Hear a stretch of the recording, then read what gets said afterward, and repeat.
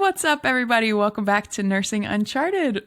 This is the podcast that talks all about different types of nursing while also uncovering topics that go uncharted in our workdays and in our daily lives. My name is Maggie Reichard, pronouns she, her. I'm your host for this podcast today.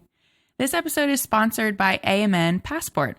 AMN Passport is a comprehensive app that AMN has created for travel nurses or prospective travelers for booking assignments, but you can book assignments, you manage your contracts, everything from your phone, from the app. So it's super accessible and it's easy to book your next travel job. You get job matches instantly on the app. So if you're interested in travel assignments, be sure to check it out. So today I have my pen and paper out because we are talking about understanding your finances and empowering nurses to be more understanding of their financial situation and empowering nurses to cultivate financial literacy. Because I think as nurses, we're not really taught how to generate wealth in our profession. It's something that you kind of have to be intrinsically motivated to do. So I'm super excited today to kind of delve into what that looks like with Anthony Swain. As a travel nurse since 2016, Anthony realized there was a major lack of financial literacy among travel nurses, despite their increased income. Travel nurses were earning more, but he wanted to make sure that they were keeping more of that too. So he became a Certified Financial Education Instructor, a CFEI, to help position himself as an expert resource on the personal finance aspect and to help spread financial education in the travel community. Now he works as a nurse wealth coach to empower nurses to take control of their financial situations and progress on their journeys towards financial independence. So Anthony, welcome to the show. Maggie, thank you for that amazing introduction. I know it was a tongue twister, some parts, but you did amazing. I really appreciate you having me on the podcast, and I definitely look forward to diving into some of the personal finance stuff, and hopefully it helps everyone listening. Yeah, it's a big feat, like understanding finances and to have a real knack for it, I feel like. And I feel like, too, just in the past 2 years, obviously that's everything that's happened with the pandemic and, the nurses' rates getting extremely high. I feel like it brought nurses' attention to it even more. Like, all right, now that I've, made this excessive income, what should I do with it? And it may have decreased from when what it once was, but now I think more than ever, I think nurses realize like, wow, money can be a tool for me to, better myself now and in the future. So I think what really drew me to kind of creating my page and just sharing all the educational tips that I do is just to really empower nurses to know that, they are in control and they can make decisions now to help them in the future.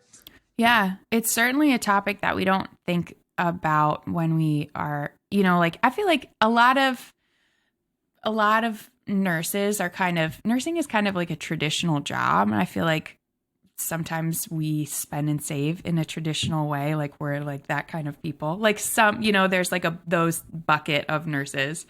And so I feel like this is, going to be really beneficial for not only travelers, but like just nurses in general, like just thinking a different way. I totally get what you're saying. I know nursing kind of traditionally was just like a caring profession, altruistic. Yeah. So sometimes that kind of gets carried along with it. Like, that we shouldn't be financially savvy and like thinking about money, but it's important, nonetheless, because nurses have to take care of themselves, in order to take care of people too. So I think it's important for nurses and really nurses altogether, not even just travel nurses and other healthcare pros. So absolutely. So I kind of want to start by just talking about kind of your own journey into this, field. Have you always kind of had a knack for knowing about finances? Probably the actual opposite of that. So, really? I grew up in a household with my parents. They were both blue collar workers. Neither of them went to college. Both of them got their GEDs. So, money was never really a hot topic of conversation. Yeah. I saw them living paycheck to paycheck. I didn't really realize that was, paycheck to paycheck at the time. But now looking back, I do, love them. They supported me. They were amazing parents, but Yeah. finances was one thing that I didn't really pick Yeah. up from them. And it kind of carried on. After I graduated school, I had a ton of college debt. They didn't Mm-hmm. help me navigate that as well either. So I ended up picking up a lot of college debt. I had a, registered nurse job and, good salary, starting salary. So, I mean, and Mm-hmm. looking at everything, a Yeah. $55,000 to $60,000 salary is good to start off. But Yeah. I really just had no plan, no idea what to do. I remember I didn't even know exactly how to set up a direct deposit. I think I got my Mm. first several checks, just like an actual check, and went and cashed it at the bank and Yeah. took the money. That's So, awesome. it's just how things have changed. But Yeah. I think at some point it just clicked that I realized there had to be more than, Yeah. this. And I just kind of wanted to go on a different path. And I really just took it upon myself to just read everything I could. I Yeah. know it's a classic, but Rich Dad Poor Dad, is a great finance classic. I think I have that book. I'm Is it pretty up there? sure. Yeah. I got I to. was going to Yeah. say It's one of these. it's a classic, and it really just made me think that there is more to just working and paying your bills.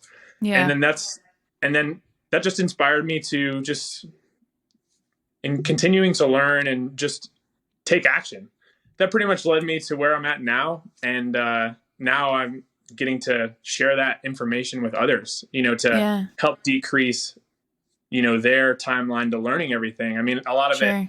I took it upon myself, and I met obstacles along the way just from the lack of information. But now Yeah. I want to make it easier and streamline the process for other nurses, healthcare Yeah. workers. I wanted because I was going to ask, how long do you think it took you to like become an expert in this, field for other I would people? say between, I started kind of reading and watching videos, things like that, probably right around when I became a travel nurse, honestly. Mm, So like 2015, 2016. okay. And, as I started making more, I realized that, even making more doesn't necessarily mean that you'll end up with more. And Yeah. then that's when I started kind of practicing what I preach. And yeah, so I mean, I would say within the last couple years, I feel like I've really kind of came into my own and just feel Yeah. very comfortable with everything I've learned. But that's, Sure. dozens of books later, and I can't Yeah. even countless hours of podcasts. There's no like exact quantitative measure that's like, you're an expert now. Yeah. Yeah. Yeah. I didn't become like a certified financial planner or financial advisor, but I did at least go through the National Financial Education Council to get my CFEI, Yeah. what you mentioned in the beginning. Mm-hmm. And I think that was about 40 to 50 hours of coursework, and then you had to take an exam at the end. So at least Sure. that I wanted to make sure that I could teach the material appropriately. Yeah. So that's why I got that designation. Gotcha. Well, I mean, I think it's really cool to hear your story of not knowing about, feeling like you don't know anything about finances to knowing a lot. I think that that's a great example for the, everyday nurse that, hasn't really, doesn't think about it and just like gets the paycheck and puts it in there, and Yeah, it's, no, I mean, yeah, not to, like brag and, say, look how far I've come, but really as an example that, anyone could really find the information out there and, yeah, choose to kind of better their financial path. So yeah, I didn't come from, a very, big financial background or with parents with a lot of money. So it really, I mean, anyone could, take the steps to improve kind of their knowledge and just make yeah. it the decisions they're making. Well, and you took all that information that you learned and you kind of streamlined it into an ebook. Is that correct?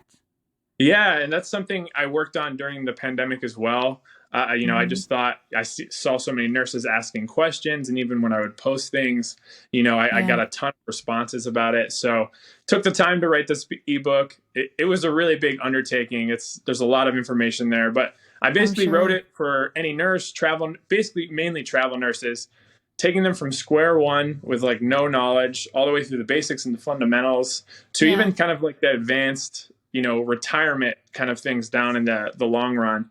And yeah, I compiled it all together in a book, lots of fun graphics and corny jokes by myself. And yeah, I put it out there. So It's called The Travel Nurse's Guide to Personal Finance, and Cool. I released it in November.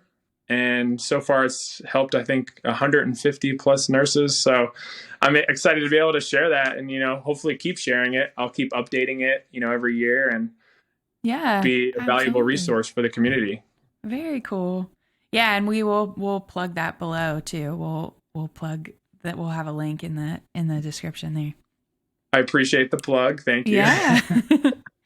So when people come to you, what are some of the, or what do you think are like some of the biggest pitfalls for nurses, more specifically travel nurses, when they're like all of a sudden they have, they're making all this money? Like, where do you think we go wrong when in terms of managing our wealth?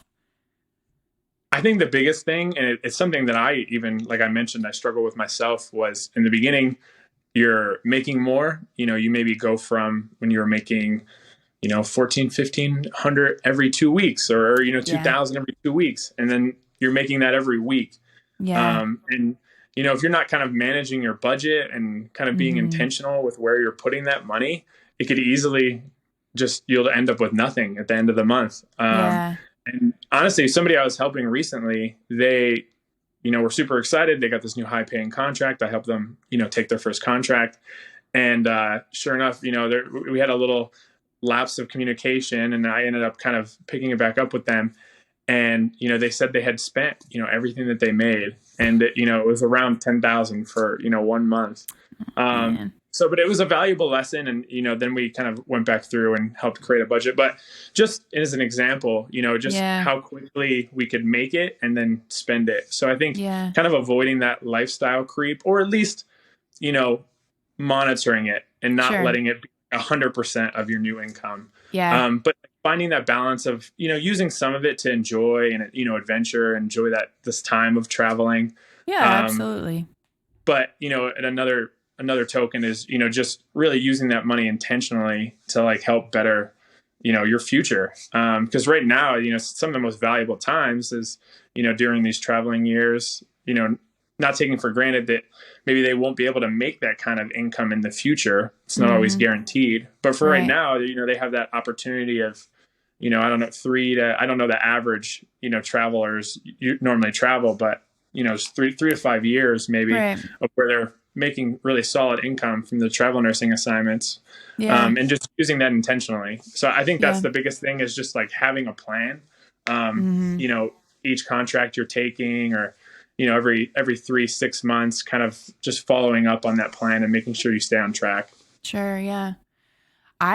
When I traveled for 4 years, and I paid off my loans. I mean, that was like, I didn't really know how to, I think retrospectively, I can't remember the guy. You probably know the guy that like, essentially you just like dump your money into like a house mortgage, or like, your loans, or I can't remember the guy that like says to do that, but I just dumped everything and I paid off my loans. I think I had like 30 grand in that's amazing, or something. So, I think overall it was like my car payment, and then I had like 25,000 from JMU, and I just that so was really the most.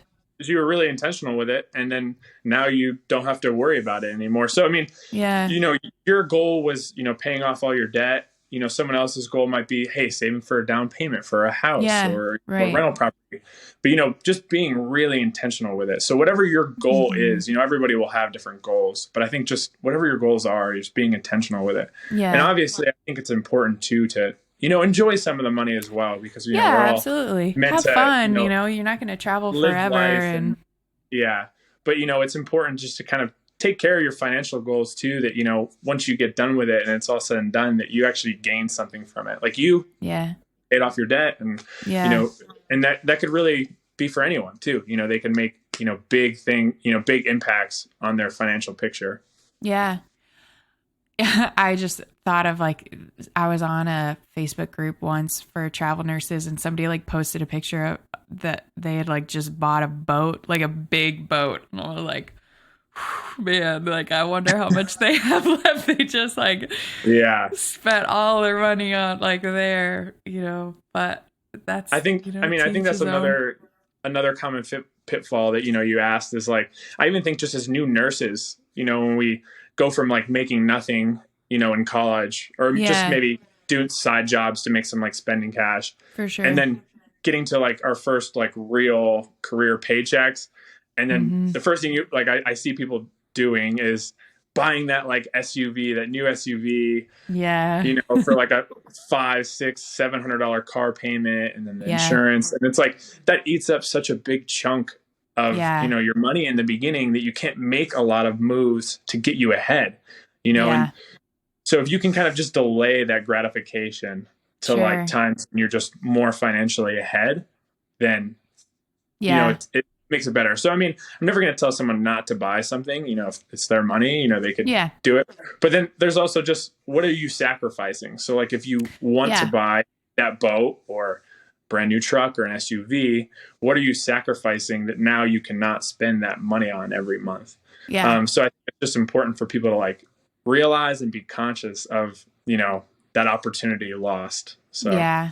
Yeah, I think it's just a matter of being aware, like you said, being more intentional. And it's a learning curve. It takes time to figure out, like when people get out of college, a lot of people are like 21, like I think I with my money, I think I probably ate out like every night. Like, like I didn't want to eat. I didn't want to like make my own food. I just wanted to like go out and, like go get drinks with friends. And, yeah, I no, I just, mean, it is. And you are for most of us that just went to college after high school, you are at a yeah. younger kind of developmental Yeah. age. So, I mean, you even if you do make those mistakes in the beginning, and not even necessarily mistakes, but if you do make those financial decisions, then, I mean, at least it's something you can learn from now, Yeah. now that maybe you're mid 20s, or even if you're in your early 30s, and even beyond that, you could still learn from previous decisions and know like now what you need to do, or Yeah. should do. So I think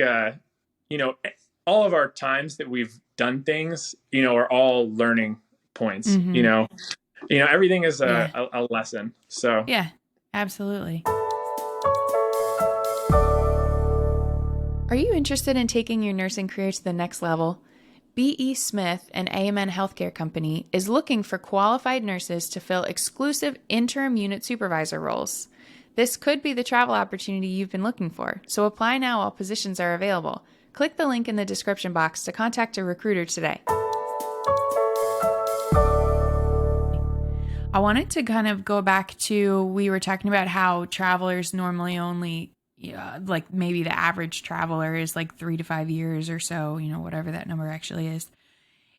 Are there things that we can, if a staff nurse is saying like, hey, I think I want to travel for X amount of years, is there tips that you can kind of in thinking ahead to like maximize the wealth that you can accumulate in that short amount of time? Like, yeah, um, it's a great question, Maggie. I think the biggest thing nurses could do is, obviously see what contracts are out there. yeah, I know AMN, I worked with them for a long time, and, still do, still yeah, do. You know, look at all the options out there. And when you're mm-hmm, seeing contracts in certain areas, or maybe you even just have a few destinations in mind, just yeah, kind of evaluate, hey, if this contract's paying this amount in, let's just say, San Francisco, and then, mm-hmm, there's this contract that's paying this amount in maybe a smaller city, but lower mm-hmm, cost of living. I think you just have to evaluate all the factors. So like yeah, maybe one contract's paying more, but it may cost you $4,000 or $5,000 a month to live there while you're on yeah, assignment, versus a mm, place where you could make 2,500 and maybe it only cost you 1,500 a month to live there. So yeah, thinking about all the factors, like how much it'll cost to get you there, and just cost of living, things like that. mm-hmm, What kind of hospital it is, like, are you going to get burnt out after the first assignment and then want to switch and leave somewhere else? I think people don't think about, hey, jumping to take, the highest paying assignment wherever it is. yeah, One factor is, you know, just that travel and time, maybe you go without work in between assignments, is sure, kind of opportunity lost. You have to think about, hey, I'm not getting paid during those weeks. mm-hmm, Every time you move, maybe you need to put down a new deposit for a new apartment or, Airbnb. So, every time you change, it creates a lot of money, that you're putting in different directions. But if you can stay in one place, I usually recommend if you can, stay in place for at least 6 months, so just one contract and maybe a renewal, just because you have that one, steady income, your expenses, there's not those extra moving costs, booking flights. I know companies now, they reimburse for a lot, but there's a lot of things they can't reimburse you for 100%. So you just, the more you're moving and, taking time off from work, it can create a lot of money outflow. So I think that's one big thing you could do is just try to stay in places for just at least 6 months, just to really kind of take advantage of that, normal income, versus expenses. And then I think beyond that, just like we mentioned before, just being intentional and creating a plan, even just before the assignments. I know that a lot of companies, they give you the pay breakdown of, gross versus net, or if they don't even give you net, you can kind of calculate net, and just see like how much money am I going to have every month versus how many bills, expenses I'm paying, and say that's 3,000, say that's 4,000, like creating a plan for that money, and really trying to stick to it, like give yourself, hey, this little bit of money to spend and enjoy, but then, hey, I know this 3,000 is going to go towards investments or savings. So at least, that 3 to 6 months during your contracts, hopefully you're going to end up with X amount. Right. And I think that could really get nurses ahead. I know nurses, they really, lately I've been seeing, and I mean, I do appreciate it. I see nurses, working for, 3 to 6 months, just like straight, and then taking, that same amount of time off. I could never. I do, my stress level could never. I do appreciate it, but I also know, there's like a massive, expense with like not having, any income and then just keeping up with expenses, especially if you're taking like very, expensive vacations and things as well in between. So I think it's important to find that balance where like, hey, maybe you take a couple weeks off in between, or even, a month off in between. But if your goal is to try to get financially ahead, obviously the more you can work, the better. But you don't want to get a burnout to the point where you can't work at all. So, whenever you do need to take time off, I think it's appropriate. But I think extended time in between assignments could definitely have a negative drag on, whatever you're trying to achieve financially. Yeah. I think just in hearing you talk about all these different things, I'm thinking like, I didn't do that. Like the way that I traveled, I made no money. Like but I had a great experience. Like I traveled like just where I knew like family and friends. And then, I would take like, a few weeks off here and there, but like, like I probably made like the same amount as a staff nurse. Cause I didn't like know, I wasn't keeping track. I don't think I was aware. And so that's a good point that you bring out. I mean, I'm sure it's like a quantitative thing that you could figure out. Like, hey, if I'm making this amount on 13 weeks of a travel assignment, but then I'm taking off, 8 weeks in between, like what does that actually break down to if like you just worked in a staff role for that whole time, or some other kind of role that whole time. So that's an important point to like look at, if really traveling, if one of the main things you want to do is accomplish like financial goals, I think you just have to, I guess, be more conscious of that. Like, hey, I can't take off, the same amount of weeks in between, every assignment. Yeah. I think it's just a matter of like, setting goals and figuring out what you want out of traveling at the end of the day. Like, do you want to just go like be a nomad and like see the world and, or are you doing it for financial benefit? Then you have to be, cognizant of how much money, like what your intake is. Yeah. And I think there's a balance in between, which, I am a proponent for. I think there is that balance. So I'll push to anyone that I meet or I talk to that asks me for advice, is just finding that balance of where you can like enjoy life and like live it fully, but also, just help your financial kind of sense in the long run too. Yeah. Do you feel like there are things that you would have done differently, like on your financial journey, or like things that you've learned that you will tell, your students, your clients? Yes. One, I would say, don't go to a private school. No, no, I'd say if You you, start low with the loans. yes. I think the biggest thing is, yeah, when you are choosing schools, like what schools you're going to, really just analyze the total cost, Yeah. and just look at all your options. Is there somewhere else I can go to give me that same degree, even if it's not nursing, but, for Mm-hmm. nursing, so somewhere I can go to get that exact degree Mm-hmm. for less. And it's, Yeah. still good school and still same, similar pass rates.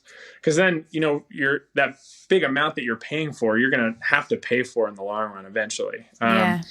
So I think just being cognizant of that. I didn't really analyze my choices in the beginning. I didn't, Mm-hmm. have a ton of direction. So I think going back, I probably would have just did all my prereqs as much as I could at like community or like state schools. Okay. And then eventually applied to, whatever nursing programs I could find that were on the Sure. lower end of tuition. But hey, when it's all said and done, like I said, it was a lesson, an Yeah. experience, Yeah. that I learned. And I think the next thing is just starting early. When I first started, I think when I signed up for my company's retirement plan, like the first hospital, I think they just Yeah. put you in, I think it's like the 4%. I think that's just like kind of standard. They put you in for like Right. 2 to 4%. And I thought that was it. I was like, yeah, I just do that forever. And, I could retire. Yeah. And I think I that's just a learned lot of people are that's just the that. bare minimum. And then, just checking to see if you're even invested in anything. I met someone that I started working with one-on-one, and, they're like, yeah, I have, 35,000 in my, 401k or whatever. And I was like, oh, great. Like, what investments are you in? And so they ended up logging into the app, and they found out they weren't invested in anything. They were just in a savings account. And this was Yeah, for it like just sits there. 4 or 5 years. And that money could have grown so much, during Yeah. that time period. And, I told them that, and, just looking out for things like that, like fees, fees for certain funds that you can invest in, but really mainly starting early. I look Yeah. back and sometimes I run the numbers. I'm just like, wow, if I started, investing in Don't do that. 2016, 2015, what would it have grown to today? I'm like, wow, I could have been almost retired by now. Yeah, no. But Like yeah, so another lesson. I think, yeah, 2016, I think I opened an IRA or a Roth IRA, and, I didn't even like quite know exactly like the power of it yet. And I was only Yeah. like putting some investments in, and I didn't keep up Mhm. with it for a little while. But now I do. Now I max out my IRAs and things like that. But, looking back then, like if I would have just maxed it out every year since like 2015, Yeah. what it could have grown into today. But, those are all the lessons you learn. And the Yeah. whole purpose of what I'm doing is so people don't make that mistake, and they just Yeah. start early. They're already taken care of, and, be further along than I am, Yeah. in the same position, I want to get into like IRAs and stuff. I mean, when you're putting this chunk of money aside, like what should we do with it? What are our different options? Yeah. So are you asking about like if you are investing in an IRA, like what you could invest in, or hey, with Well, this extra money, what could we invest in? yeah, I think with the extra money, kind of zooming out at first, I want listeners that really don't know, those people that are just putting, 2 to 4%, matching for their hospital and not knowing, like Yeah. how can we help people now other than guiding them to the ebook too, starting just from scratch. Like, what do we do with that money that we're saving? Yeah. I think with that money, I think just going back to evaluating what your goals are. But I think, just at a bare minimum, not knowing everybody's picture, I would think just paying off high interest debt, just because really, no Mm-hmm. matter what else you do, if you have high interest debt hanging over your head, it kind of Yeah, just creates a drag. You're not really getting ahead, if you're sure. paying credit card interest and things like that. Um, Mm-hmm. Oh, and yeah. then, yeah, I mean, I think nurses have an amazing position with the extra income to invest in, assets. So whether that be in the Mm-hmm. stock market where they can invest in their IRAs, individual retirement accounts, or the 401ks that their companies provide. there's other investment vehicles too. I know a lot of nurses will ask me like, oh, I maxed out my IRA. I'm not eligible for a 401k yet through, XYZ travel company. What else could I do? Is that just it? And then I tell them about the brokerage accounts where it's unlimited and they can put in as much as they can. And there's no, retirement age that you have to access the money. So, I tell them about that. And, that's like an unlimited funnel that you can put money into. You could put in as much as you want. And is that something completely different? Like if I had a Vanguard account, is that something that I can access from my Vanguard account? Yeah, absolutely. So, whether it be Vanguard or Fidelity or Charles Schwab, any of those investment institutions, they'll have a section where, you'll have your IRA opened or maybe a 401k with, some company. But you actually can open this account separately. So you can open your own individual brokerage account. And, you'll be able to invest in this similar funds, like the big name mutual funds, or you can invest in individual stocks. So, I don't particularly recommend, specific stocks or, I myself like index funds, which, kind of a collection of a bunch of stocks, that you can invest in, and you can find those on your, brokerages like Vanguard and Fidelity. So yeah, I'm a big proponent of the brokerage account just because you have so much control and you're not limited to the 59 and a half kind of retirement age before you could access the funds penalty free. Oh, okay. Yeah. So that's, another big key of it is, if you do plan on retiring early, you can start, taking, income from it, whether it be dividends or, just withdrawing money. So I know a lot of people that are in like the financial independent retire early, they use these accounts just because they can access them before 59 and a half. Right. Because which accounts, like your 401k, you can't access. IRAs, the IRA, traditional IRA, you can't access till 59 and a half. Roth IRAs, it's similar, but just like a different version. It's after tax dollars that you're putting in. So you can technically take out your contributions, penalty and tax free, but taking your gains, you have to wait until 59 and a half. Now people with these accounts, I wouldn't recommend taking anything out because that's less money that you have to grow tax free. But but the Roths are a great option for that. And then, I know a lot of nurses are kind of getting interested in real estate now. I know that's like a hot topic. And so I think travel nurses are in an awesome position to be real estate investors because they've gotten a chance to travel around. They maybe seen different markets, made connections in different states and cities.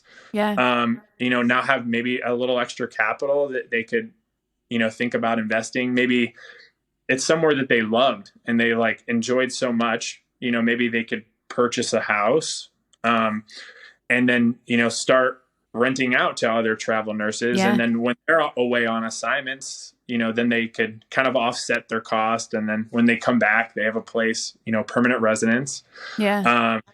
So, I think travel nurses have an awesome opportunity to take advantage of this extra income to use for a variety of things. Really, I tell people a lot, whatever have the most knowledge for, that's where you should be investing your money. So, if you know a ton about stocks and index funds and, that you love that, like love learning about it, love looking at them, then that's where you should be investing your money, but you're like, hey, I want to do real estate. I want to learn about short-term rentals. I want to learn about midterm rentals, all that kind of stuff.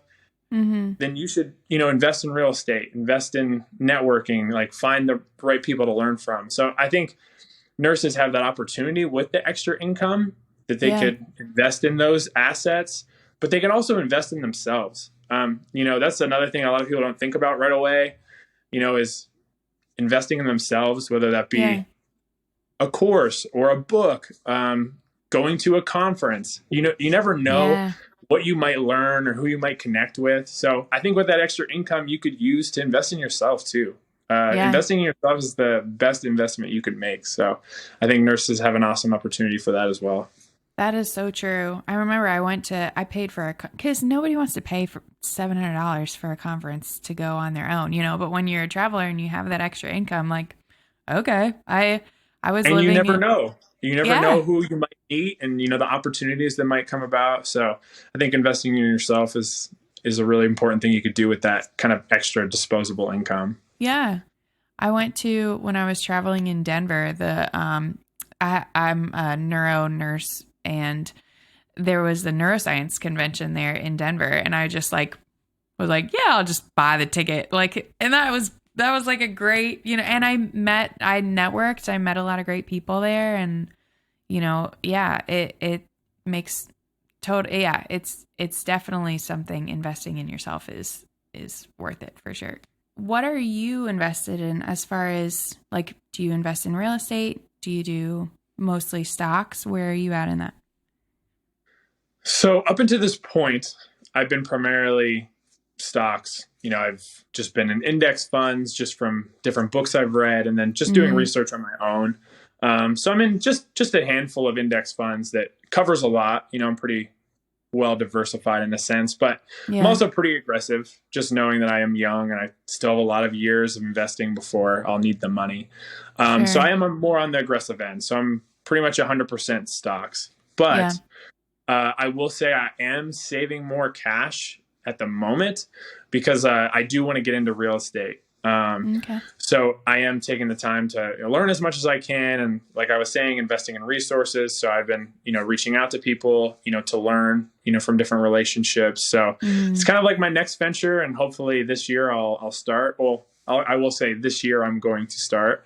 But yeah, I want to get into kind of renting to traveling healthcare professionals, kind of the midterm rental model, just because I've done it for so long. And I feel like I need to use that knowledge to my power. I've made a lot of connections, stayed at a lot of places. So I know what travel nurses are looking for, what makes a good place to stay. And, I know a lot of the hospitals in nearby areas. So that's kind of my next idea of what I want to do. So that's where I'm kind of focusing a lot of my extra income. Yeah.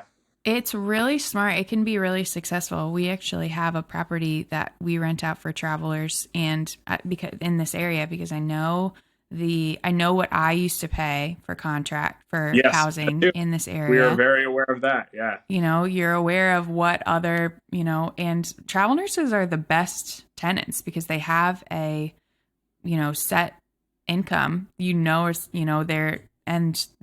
it's like corporate housing that they're looking for. So they're going to keep it nice. They're only here for 13 weeks. So and they're not, when they're on shift, they're away for 12 hours. Yeah. And then when they're off shift, they're probably going to go enjoy the area, explore, and they're just going to come back and want to that be just their domain and chill. So I don't have any experience personally as, dealing with the tenants, but I've heard that as a common theme that more often than not, they're great tenants. So yeah.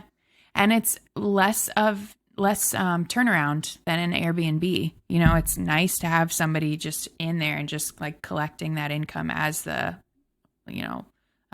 landlord for 3 months, as opposed to a couple days having to flip it. And then, it's an easier, as once you get the space and you furnish it and, figure out everything that you need in that space for travelers, then it's just passive income that you're collecting. Exactly. And I think that's a great opportunity for nurses to kind of start gearing their mindset to ways they could make income outside of just their, 9 to 5, or 7 to 7, however nurses want to look at it. It's just kind of just starting to brainstorm of other ways that they can make income just other than just their work paycheck. So it's great that you brought that up. You're someone that's doing it, so it is possible. And, I think nurses have that opportunity to find ways to do that, Yeah, absolutely.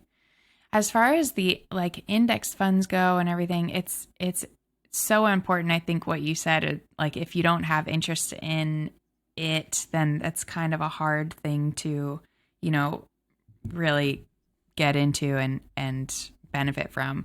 So I think I probably would not be able to, know one company and try to invest in one company and then follow the graphs and that seems too, that's out of my scope. That's something that I don't think I'm going to be interested in.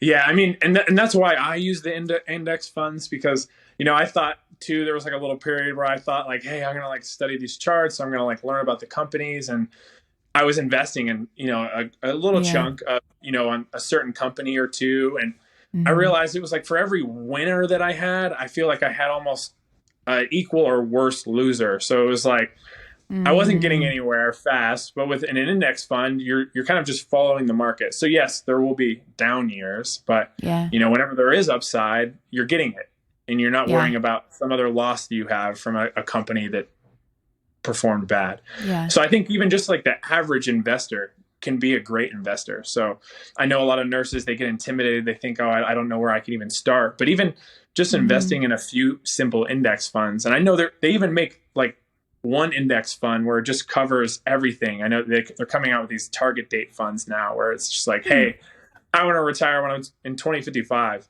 And these Oh. companies like Vanguard make a fund that essentially puts you in every, all the investments to have you retire at 2055. And it starts off aggressive and then gets more conservative when you get closer to retirement.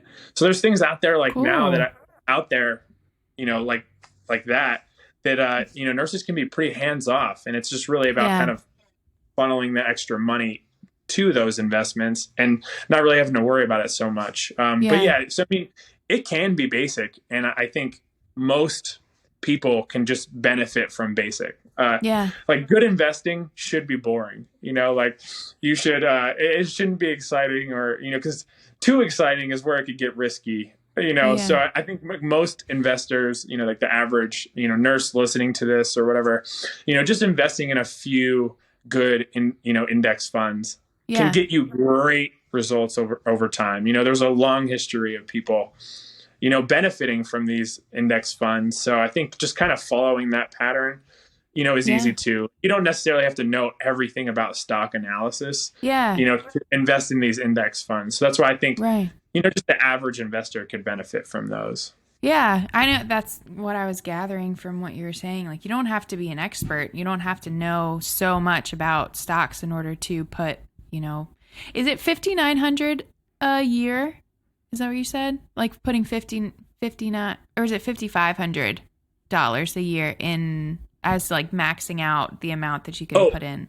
so this year for the IRAs, it's 6,500. Oh, Um, wow. Hmm.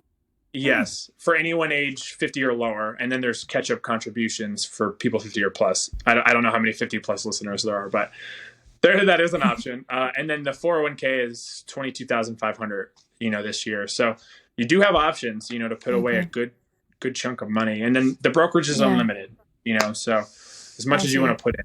Gotcha. But I do say, travel nurses, they should take advantage of those accounts if they can, like the IRAs, just because of the tax benefits. And, if they Mm-hmm. can put away into the 401ks, that's just less money they're owing in tax up front. And that money can kind of grow on its own.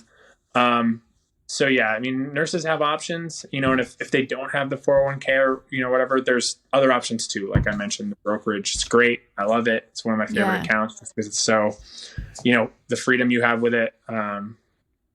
Cool. Yeah, I wanted to go back to something that you said before. It just reminded me again how, if you put money into your Vanguard account, you have to take that second step and actually choose the different, avenues that you're Use going to the invest this investments. money. Yeah, because it will just otherwise it's just a bank account that sits there. Yep. Yeah. And I think that's a big mistake. People don't realize at first when they're first starting is like, all right, I put the money in. They actually have to choose the investments. So Yeah. make sure if you're listening to this, make sure you're making, check your investment account, see if you're actually invested in anything. And then if I you am going to are, check mine after this. um, and then, just whatever the investment you're in, just make sure that you're not paying too much fees. So you could kind of look up whatever it is, say if it's an S&P 500 fund, which is typical. You probably see it on the news anytime you come on. It's just the 500 biggest companies in the United States. Okay. So, say if you're in a fund like that, you can look up to see, what its performance was for the past 5 to 10 years and, just what the fees are. So, any fees that are greater than 1%, I would say are on the higher end. And 1% might not sound like a lot, but over time, compounding, it really can add up. So Yeah. I think just being cognizant as a nurse when you're like going to invest is like, all right, make sure I am investing in something. So it's not just like a glorified savings account. And Yeah. then two, just what am I actually investing in? Like, what is this fund? Am I paying excessive fees? I've Yeah. met people who were paying fees that they didn't even know about. They were paying an expense fee. They were paying a front load fee. So every time they bought into the fund, they paid a fee. Oh, I wow. ended up finding out they had a fee to actually transfer the funds out. Like anytime you move from this company to another company, you paid a penalty. So there's just all these hidden fees. And I think if you're not aware of it, then you never know. And it's just something, right. you could look back on and be like, wow, I just paid, 5 figures, 6 figures in fees. And I had no idea, so I think just kind of looking into those things and knowing for yourself. Yeah. Are there certain ones that come to mind that you recommend to people as far as when they're choosing, which companies to invest in or which funds to invest in? Yeah. So, I mean, I know you brought up Vanguard. I'm a big proponent of Vanguard. I love them. Jack Bogle, he kind of founded the company. He actually was what created kind of index funds themselves. So I think they're very reliable. They have like trillions of dollars under management. A lot of people like their version of the S&P 500, which I think is VFIAX. Or there's a total stock fund that's VTIAX. I can't recommend anything like specifically like, hey, put all your money just in this one thing, but those are some funds to give you an idea. Vanguard has the target date funds that we mentioned. I know a lot of finance people right now are really taking a liking to those just because it's so hands off. It's a kind of set it and forget it. Yeah. Those are worth looking into. I know Fidelity has their version of them. I think they're called Freedom Funds. I mean, I think just kind of looking into whatever company you're using, and just kind of even Googling like, hey, like what are the top funds for X, Y, or Z that I'm, trying to invest in, whether it be the stock market or bonds, whatever it may be.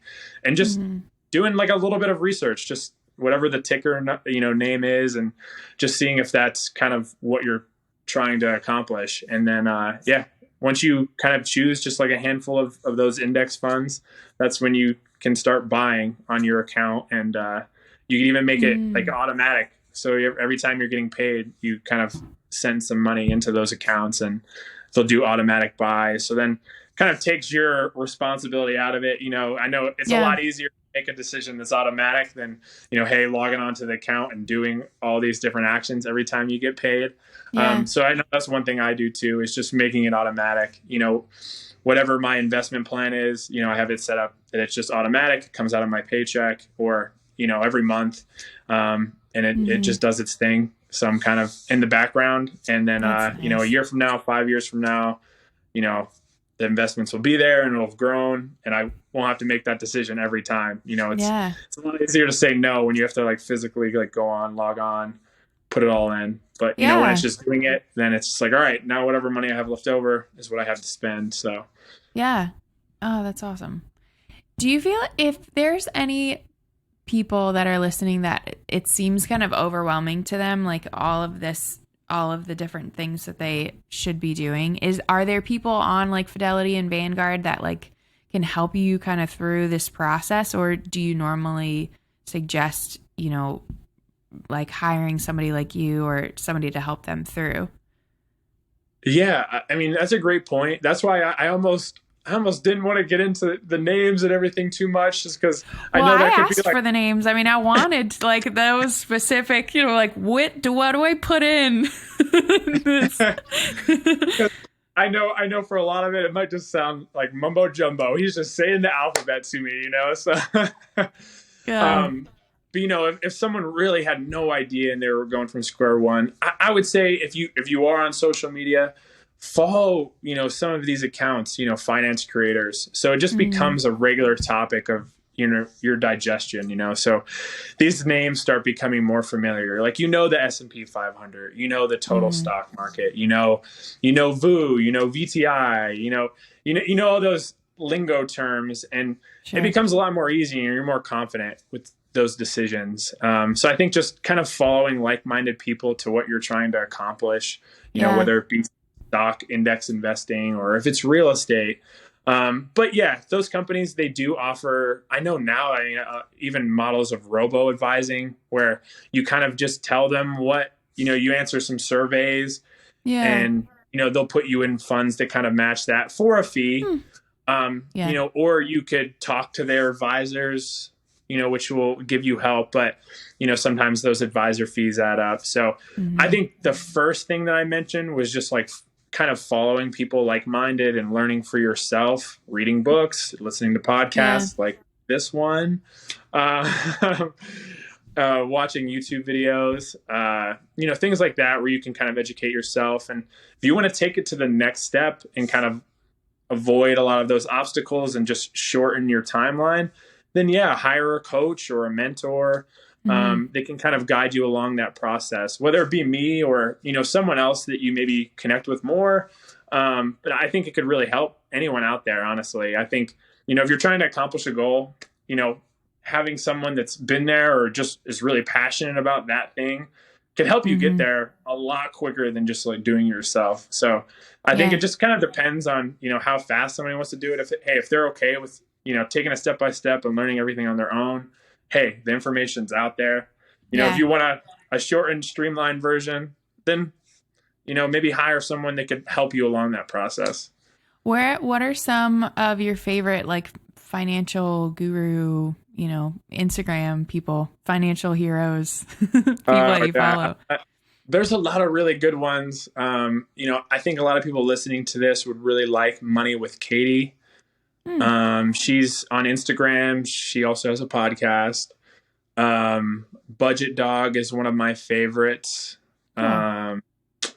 That's just a couple, but they're out there. So, I mean, it just takes a little bit of scrolling. You could, you know, look through the hashtags, and I'm sure you can find someone that kind of, you know, jives with, you know, your personality and things you like to see.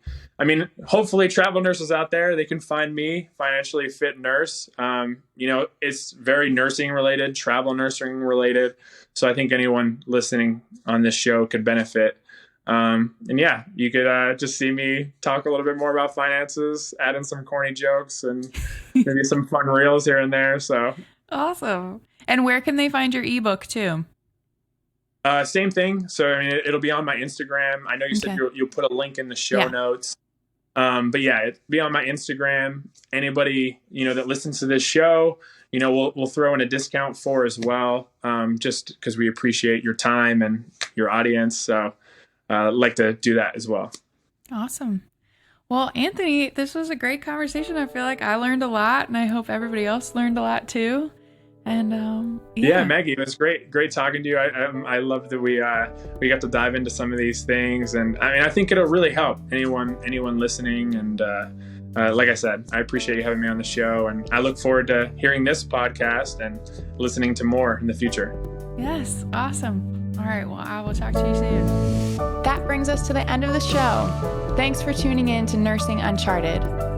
To learn more about today's episode, make sure to explore the show notes at americanmobile.com/nursinguncharted. And don't forget to subscribe so you never miss a guest.